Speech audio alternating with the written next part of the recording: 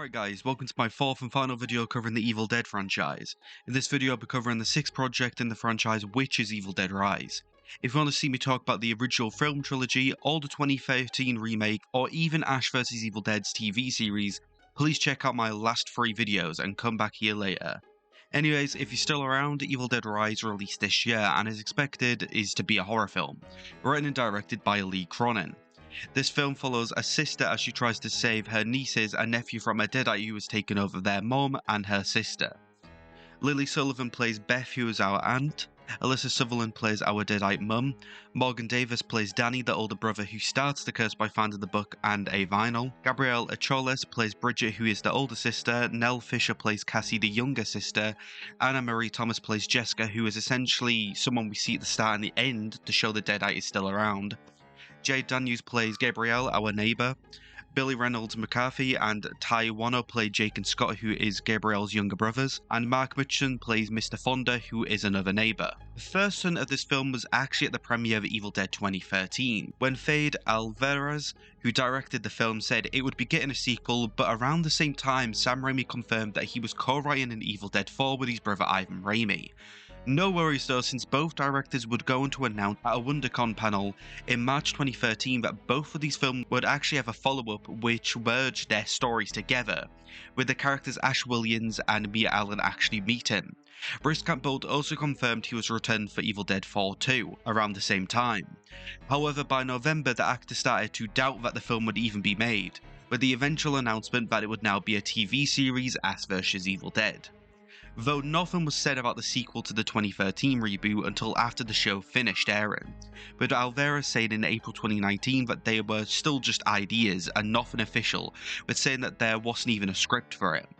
For Raimi's side of things, he kind of begun to say the same thing in July 2019, saying that there were ideas to just do another film for the franchise, with even saying he was interested in doing another film with Campbell. However, the actor already announced after the show's cancellation that he quit playing the character, at least in live action. He would go on to speak about the sequel to 2013, but was unsure if Alvarez would actually even be available to do it now.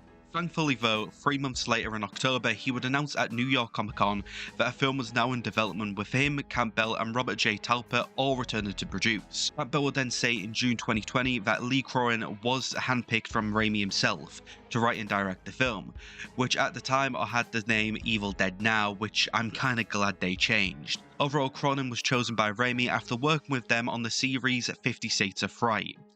By May 2021, New Line Cinema, who distributed the original film, actually picked up this one, with it also having a new title and being scheduled to release on HBO Max. It was also in the same month that both Sunderland and Sullivan were cast in the lead roles, and in the next month it was reported that Gabrielle, Morgan and Nell were also cast in the same month. It was on the 6th of June that film would begin in New Zealand, with Dade Garber serving as cinematographer. He had previous experience in the franchise with serving as the same role in episodes of Ash vs Evil Dead, along with Nick Bassett serving as production designer on both the show and this movie too. Cronin would go on to reveal a month later on July 14th that the process was halfway done with filming, eventually wrapping on October 27th. Like its previous projects, the effects in this film were mainly practical instead of being CG, with even Cronin revealing that the film used at least more than 6,500 litres of fake blood. Editing took 6 months to complete in a suite in Dublin, where Cronin is from. And in March 2022, they would tweet a picture essentially saying that they were now ready for music and sound to be started. Mick Farmer served as the film's sound mixer, with Yes having a voice role line. Campbell would contribute to the film's sound foley too, with according to Cronin being munchin sounds. For the music, Stephen McKeown composed with previously working with Cronin on the film The Hole in the Ground from 2019. With, as mentioned, this film was originally meant to release on HBO Max. However, it was switched to then have a theatrical release in August 2022, thanks to positive screen testings and Warner Bros. Plans at the time to more focus on theatrical films instead of Max originals.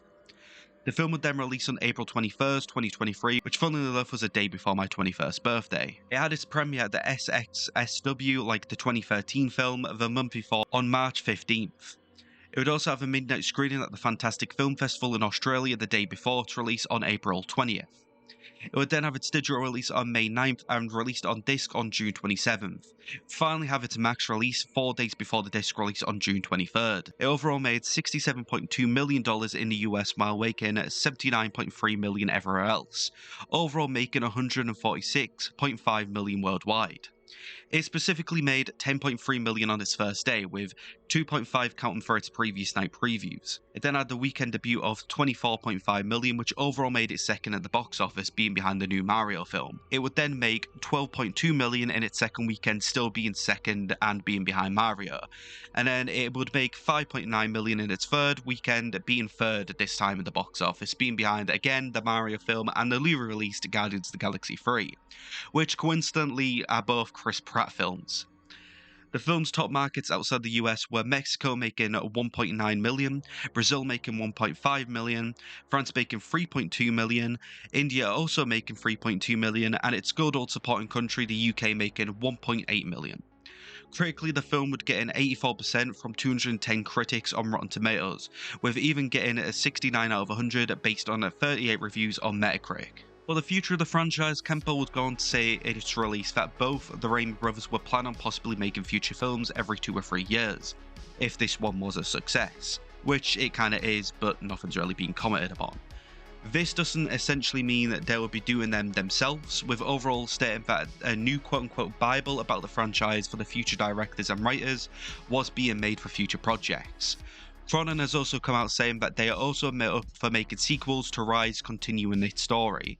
Then of course, as mentioned in the last video, we have the animated Evil Dead series that is currently in development. Going back to this film, it truly captures the essence of the original trilogy along with parts of the 2013 film, while still bringing in a fresh take on the story. The cinematography was dark like any horror film, but was also stunning, with each shot really capturing horror and tension. The effects were also spectacular, having a mix of CG and practical to make it like a modern take of the loved effects from its original. The best part of this film though is for sure its cast. Every performance was just perfect, with every actor knowing their role and making realistic characters. As well as that, from main character to supporting character, everyone at least made an impact into the story to me. This is a must-see, especially if you're an Evil Dead or just a horror fan.